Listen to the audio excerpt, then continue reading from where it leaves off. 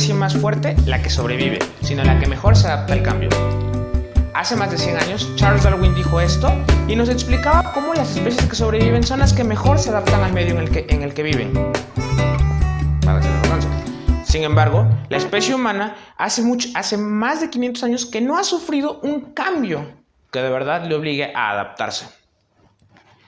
En México estamos sufriendo un cambio llamado transición demográfica, que no es más que el envejecimiento de toda su población.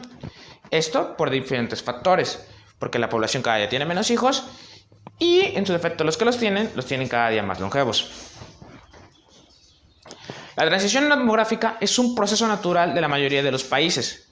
Sin embargo, México no es la mayoría de los países y se enfrenta a múltiples retos que debe lograr afrontar en los próximos 20 años mientras su población envejece, ya que una de las cosas que ha orillado a la transición demográfica es la reducción de la natalidad. Sin embargo, la cultura de reproducción no ha cambiado para bien. En la actualidad, las personas tienen hijos o muy jóvenes o muy viejos, antes de los 20 o después de los 35 y hasta los 40 años. En ambos se considera una edad no apta para la natalidad, porque en las primeras en ambos sufre en riesgo la madre que va a tener al hijo, pero en la primera el producto quizá no se desarrolle correctamente y se pierda, mientras que en la segunda el producto quizá tenga malformaciones por cambios genéticos en el ser humano. Ahora, las tendencias actuales cambiarán dependiendo si estás en una gran ciudad o estás en una ciudad pequeña. En las ciudades pequeñas es donde sucede lo primero y en las ciudades grandes es donde sucede lo segundo.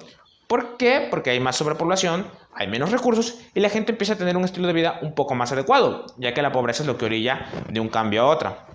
Sin embargo, el hecho de que las tendencias mundiales afirmen de que cada día la gente se quiere reproducir o quiere concebir mucho más tarde, se deben a que quiere estar mejor preparada, tener un mejor futuro económico y tener la posibilidad de estar estable.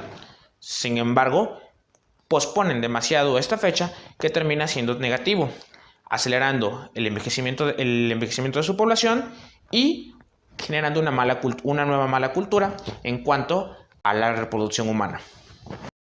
La reproducción humana es un fenómeno muy gracioso en México, porque el mexicano, como ya expliqué, es extremista. Sin embargo, la transición demográfica se ha originado por esto, por un cambio en el número de hijos y en la edad que los queremos tener. Sin embargo, la transición demográfica ya no la vamos a poder detener. La población va a envejecer porque hoy en día cercano al 40% de su población se encuentra entre los 20 y los 40 años, mientras que cerca del 20% tiene entre 40 y 60 años. Mientras que el menos del 20% tiene menos de 20 años. Y esos menos del 20% cada día quieren tener o menos hijos o los quieren tener a una edad muy avanzada. Y preguntarás, ¿qué tiene esto de malo? A final de cuentas vamos a ser poquitos. Sí, pero no. Vamos a ser poquitos jóvenes, pero muchos viejitos. Y esto acarrea múltiples problemas de salud pública, como que un viejito tiene que tener más cuidados, no hay mano de obra para poder trabajar a gran facilidad porque no tiene la misma fuerza o la misma habilidad una persona de 20 años que una persona de casi 60 años. Sumado a que la cultura en la reproducción en México no ha cambiado. Seguimos teniendo una mala reproducción. Para el otro lado, pero seguimos teniendo una mala cultura en la reproducción. Entonces, si ya tenemos un reto por delante y tenemos un pequeño problema, ¿qué va a pasar cuando estos dos se junten? ¿Qué va a pasar después de la transición demográfica? No podemos detener las acciones para evitar que la gente se siga cuidando y siga planificando mejor su familia.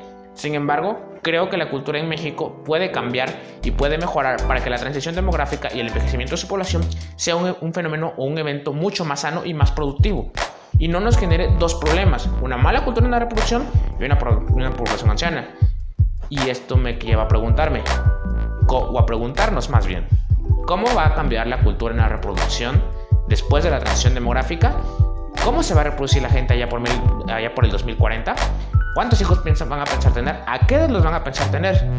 Y eso te corresponde a ti saber y pensar cuándo los vas a tener.